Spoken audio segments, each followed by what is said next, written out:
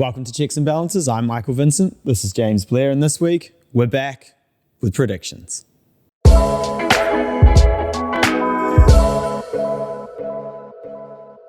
I've been looking forward to this one for a while. Mike, I have had it in my calendar, this date circled. We made predictions. I think the predictions episode was the night before we went into lockdown in August last year. Yeah.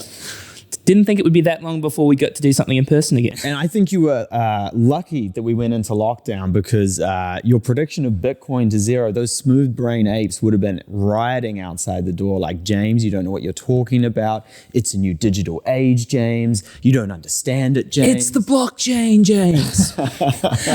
So they're not saying shit anymore.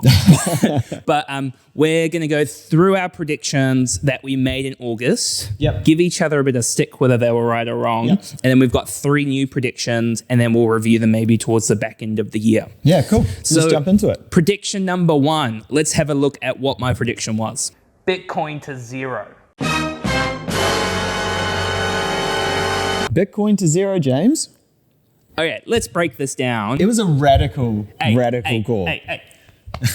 You wanna? Can you get me? Self-praise is the best phrase. Yeah. So it was at 60,000. It's sitting at 20,000. I called it over a couple of years. It is heading in the right sort of direction. Quite interesting now that a lot of these startup crypto businesses, it's not surprising, are really starting to struggle off the back of it. Yeah. Bitcoin to zero is a very ballsy prediction. Did I 100% believe it at the time? I don't know. I don't think it's going to recover anytime soon. I don't know if it's actually going to go to zero. What do you think on the subject, Mike? No, I think this is probably around its new normal. It's always one of those, with every new entrance into the market, you see that initial spike, that hype, that FOMO, get on early, that you go to the moon, and then there's a sharp decline. Whatever the catalyst for that, it is what it is. And then it sort of settles around that new normal. And I would say this is probably the new normal for Bitcoin. It's probably a little bit worse off in the other cryptocurrencies. They might bounce back a little bit more on these sorts of things. But I would say this is it for Bitcoin. Okay, let's cut for prediction number 2, which is Mike's first prediction. Interest rates. Everyone probably wants to hear what we think about interest. They're going to rise. Interest rates to increase. Mike, you called it at the time that it was a pretty straightforward one. Over the last 12 months, what have we seen interest rates go from 3 to 5? Yeah, so there's the midterm interest rate, so 2-year fix around 5.35 at the moment. So yeah, look, I got it right. It wasn't much of a prediction, okay? Like wasn't as ballsy as mine. Yeah, it's not. She's no Bitcoin to zero. But look, the Reserve Bank of New Zealand is really good at sort of telegraphing what they're going to do ahead of time. So there's no surprises in the market. They've been calling this for a long time, and like I sort of said then, this is a normalization of interest rates in the New Zealand economy. When they sit around that 4%, 5%, 6%, that's when monetary policy is most effective. Yep, I called it. Was it a hard one to call? Nope. Cool. All right, you still get one of these bad boys. Thanks, mate. Also, in the old episode we did last year, we look like squares, those suits, corporate sellouts. Yeah. Let's jump to my next prediction. My next prediction is house prices will plateau over 3 years. Okay, house prices to plateau over 3 years. So year 1's looking pretty good. I think in hindsight as well, a relatively easy one to call after house prices jumping 25% over 12 months. I think the challenge, I say that. We've got one of your predictions to jump into in a second. But I say that. I think the next couple of years will be interesting. It'll be interesting to see where we are by the end of the year. There's now some companies, I think Jarden as well, has talked about house prices dropping 18% by the end of 2023. So those predictions are kind of going all over the place now. I still stand by, over the last quarter, they've dropped 0.9%, but I still stand by a plateau going forward. Yeah, so you're saying next 12 to 24 months, just going sideways? Just going sideways. Cool. All right, let's have a look at Mike's next prediction.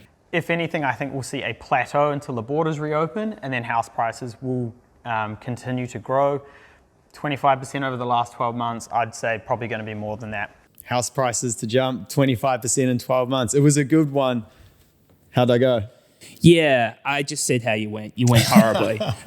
We've got one more month to make this happen. Let's do it, guys. Yeah. Mike made the very good point that it is July now in this filming, and we're talking about August, so we've got a month left to roll. Yeah. And to be honest, what I was basing that on was the borders opening back up and a flood of people coming in and that sort of thing. And I still think that's going to happen when the borders open up. Yep, a lot of you will be saying that's counteracted by the brain drain, everyone leaving, but I still think our net migration will come back to being positive and you'll start to see demand increase, even though interest rates have increased and it's become a bit harder to borrow. I completely disagree. I think I called the brain drain. If you watch the full episode, your boy called the brain drain. You're seeing people starting to leave. I think the government waited too long to open their borders, which has meant that we've kind of missed the boat in terms of the opportunity there. Mate, not good for the mortgage business. That house prices going at 25%, great for business, but I don't see it. Yeah. Okay, my last prediction. Let's have a look. Rents are going to increase 30% over the next 2 years. Rents to increase 30% over the next 2 years. Now, they haven't increased 15% over 12 months, but they're not too far off that. I still stand behind this prediction. I still think that the inflationary pressure, increasing interest rates, tax deductibility, all of those sort of things is the perfect cyclone that we're going to see rents increase to 30%. Yeah, it's also a no-brainer, right? Like if you're running your or your property investment portfolio like a business and the economics stop working, you need to change the fundamentals of what's happening in that portfolio so that you're starting to make money again. The obvious one there, rent's going up. Yeah. Let's just point it out that I was 3 from 3. I'm pretty proud of that. Now, we've got a scope of kind of what we talk about on this podcast. You have definitely gone outside the scope of the last prediction. Let's have a look at what it was. Where am I going? I'm going out of space. Space tourism, a complete waste of time. Space tourism. Like, what the hell? What is checks and balances? What is this podcast? I don't know, but space tourism is a waste of time. When we were doing this podcast, it was all in the news. And I think the reason we were talking about it was the issue that I had with space tourism at that time was it was a crappy business model and the owners of those companies were selling all of their stock, right? They were dumping huge amounts of stock and it just looked like a flash in the pan. Call it maybe an NFT or something. It looked too good to be true. It was a crappy business model. And I called it. I was like, space tourism is a PR stunt. It's not going to be around 12 months. And look, hey, we're not all going into space on a tour. So you're 100% right. I still stand by that it's outside scope of the podcast. You wait till you see what I got coming up. Okay, so they are reflection of how our predictions went. Let's move on to what our predictions are for the next 6 to 12 months or whatever period you want to call, Mike. Hit me with prediction number 1. Yeah, cool. So I'm actually going to say we're not at the bottom of the bear market yet. And I know this isn't specifically to the stock market, although I do think it'll continue to slide a bit further for a number of reasons. Some of those are to come up in my other predictions, but I don't think we're at the bottom of the market yet. I still think it's got a bit of a way to go before we start coming back up. I think you won't see substantial increases in the markets for the next 6 to 12 months. Okay, this is going to make it quite interesting. My first prediction is we are at the bottom of the market. Now, this big flashing disclaimer, this is not financial advice to time the market. We talk about all the freaking time that we're not smart enough to time the market. So do not go and invest any money based off this. And if you're taking your investment advice off this, best of luck to you. But I do think there is a chance we're at the bottom of the market. If it drops further, I wouldn't be surprised at all. Wouldn't be surprised if you're right. I know, sitting on the fence a little bit. Let me kind of smooth out. We are at the bottom of the market. Okay. So if you look at it year to date, depending on the index, you're somewhere between 15 and 25% down year to date over 6 months. That is quite a big drop. We've seen interest rates and the Fed increase rates quite dramatically. However, there's a lot of companies still in good condition, and employment is still very low. So I do think if you compare it to other sort of bear markets over periods of time and sort of what was the catalyst to cause that, I mean, the big one here is the printing of money, the supply chain issues, increasing interest rates, increasing inflation. Yeah. I do think we're probably at the bottom. Yeah, cool. And then I don't want to spend too long on this one specifically, but just for some of the reasons why I think we're not at the bottom is I don't think companies are in as good shape as they seem. The stock market is not an accurate reflection of the underlying economy or recently, in recent years, the underlying performance of the company. Price to earnings ratios have been way off for a long time now. I think that the bull run we were on for the last few years, or quite a long time, doesn't necessarily, the increase in stock price doesn't equate to those companies performing better. And I think those balance sheets aren't in as good position as we perhaps think they are. And I think you'll start to see some really big companies fall over. Metricon, the property developers in Australia, building 6,000 houses at any one time. They've just had a $30-something million cash injection. They are a huge developer. You are going to start to see large companies falling over. I don't think we're at the bottom yet. Yeah, I do agree that P/E ratios have been out of whack for a long time. I think if you start talking about developers, that's probably quite a different discussion that we can... It's the dominoes, mate. Okay. We're not at the bottom of the bear. We will see in 6 months. You can look at that hand on the shoulder and we'll see if it flips around the other way at the end of the year. Yeah. All right, Mike, let's move on before we get into a scuffle. Cool. Next prediction, go. Supply chains globally, they're going to get worse before they get better. I don't think that global supply chains are on the mend. I think that the shock of COVID and the reaction by the shipping companies and logistics industries has not, they're not back to where they were, and they're not even close to being back to where they were.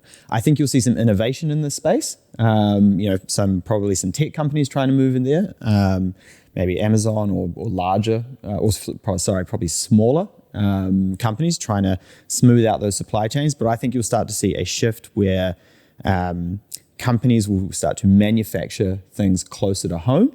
And it's not like you're going to be you might be the end of getting pears grown in Argentina, packed in China, shipped to Taiwan, and then down to New Zealand. So the death of globalization, is that what you call it? I don't think it's the death of globalization, but I think the supply chain is going to get much worse before it gets better. Okay. How long do you think that's going to run for? 24 months. Okay, good prediction.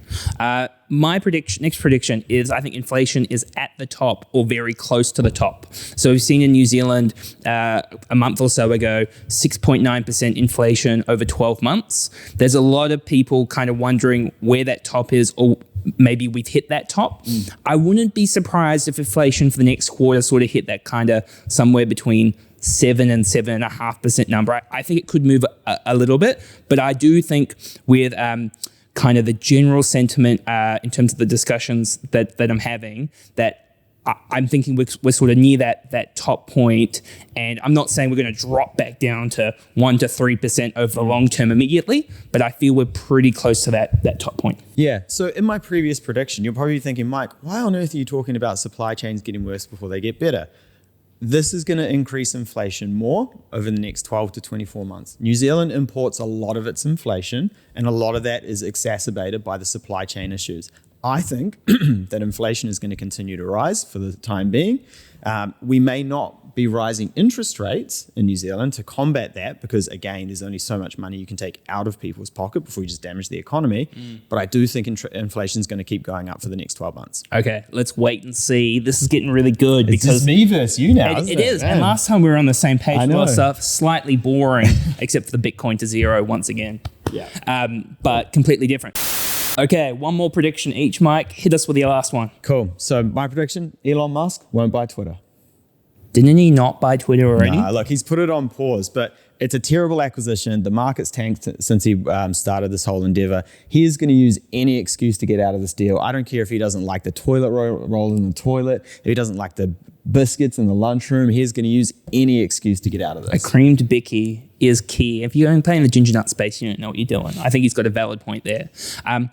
You do hate Elon Musk a lot, which I know we're kind of run over a bit on time. We'll tackle another day. We're not going to get you both in a room, but we'll work it out. My last prediction, I called it in the previous one, house prices to plateau over 3 years. Your boy's been right over year one. I think I'm going to be right over the next 2 years. So we've still got interest rates really high. We've got that inflationary pressure.